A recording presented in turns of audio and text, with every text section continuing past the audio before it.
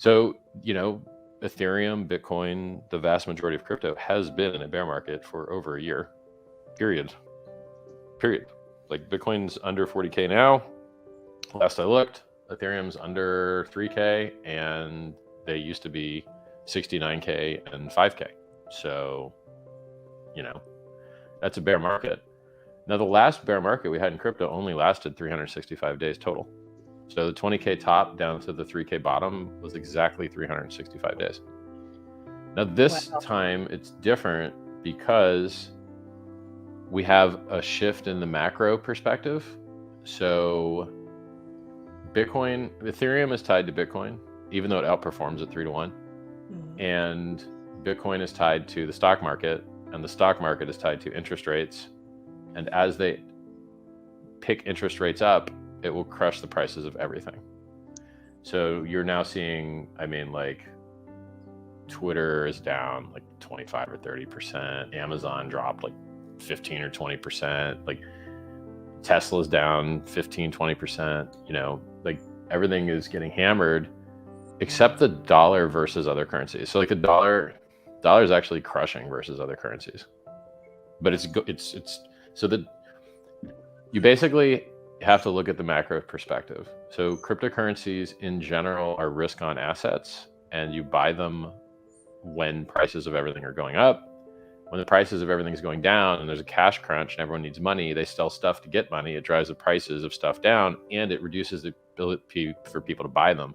So I probably bought the watch top. Well, I didn't buy the watch top because I bought early, but it's some of my watches I will have bought the top on, in my opinion, because luxury goods will go down along with the stock market while interest rates rise. And right now you've got a 25% discount on Grayscale.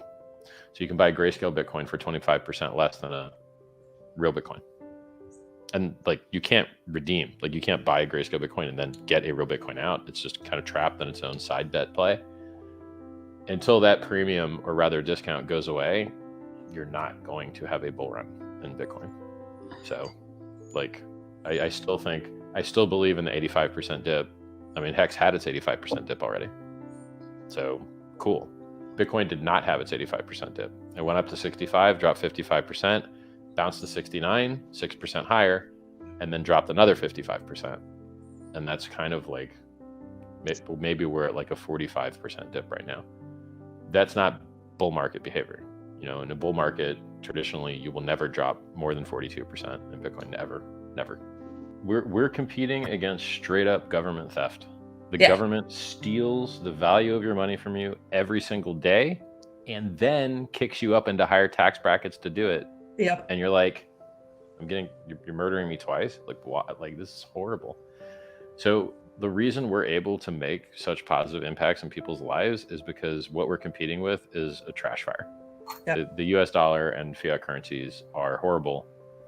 They do great harm every year, but people just don't realize it. They're like frogs being boiled slowly, Yep. And we give them the opportunity, the VIP red carpet, out of the pot and into a very nice lake full of other happy frogs. So yeah. And for you guys that didn't make the show, make a video, right? This stuff changed your life. Be specific and say, what did it change? Do you have more free time? Do you spend with your kids? Do you have cool stuff you bought? Do you, got out of a job that sucked? Or you got to share with people the impact and the change that it made in your life, because then they know that it's real. They're like, oh, this does work, Yeah. There's really a very small number of people in our community compared to what would be reasonable.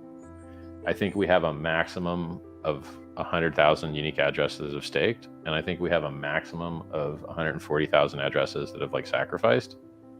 And there's probably a huge amount of crossover between those two. So our max community size is maybe it could be 200,000 people maybe, because maybe there's people that have coins but didn't stake them.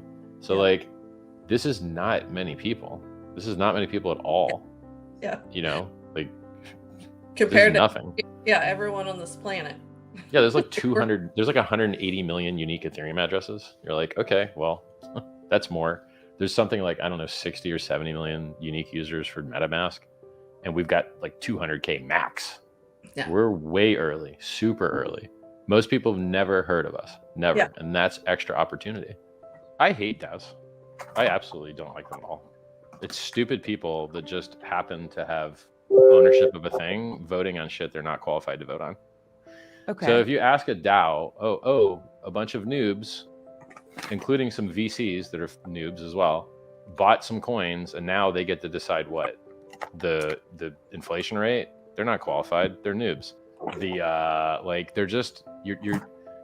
I'm for voting tests basically. So like if you watch my old political videos that were way back when, right? Like self-help, how to be healthier, happier, have better relationships, get better apologies, how to make the world better, how to fix politics. Like those are my first videos on YouTube, way before crypto.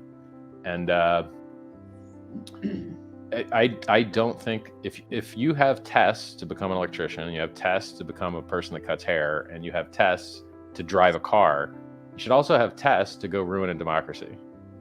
Because people vote against their own interests. They're stupid.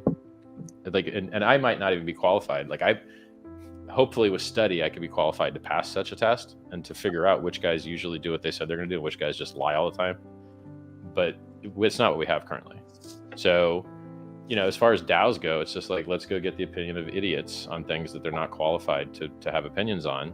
And I don't like it. Like blockchains only function because people will not cut off their nose to spite their face. Right. So the economic incentives which make mining work or validating work, they're the same for the behaviors that you're talking about. So people tend to act in their own best financial interests. Okay. So let's take, look, was Uniswap or decentralized finance as a whole served well by somebody dumping $20 million of uni to give it to some centralized twats that did nothing with it? I don't think so. And in that case, I think that the DAO vote failed. Like insiders voted to give themselves more money, and then everyone else got screwed, and the insiders made out. And that's the opposite of why crypto was invented. Crypto was invented to get rid of middlemen. So I don't like DAOs. Now, look, you could have a case where the only people that participate in voting are people intelligent enough to know that there's a vote going on, or to have suggested it themselves, and to be thoughtful enough to vote intelligently. You could have that scenario. It could exist. It may exist already. Like DAOs may suck less than I'm used to. I haven't really studied them that much. Like everything that I care about basically doesn't have DAO as I don't care about DAOs. Hex doesn't have one. Pulse doesn't have one. PulseX doesn't have one. Maybe the incentive token does. Cool. I guess it does.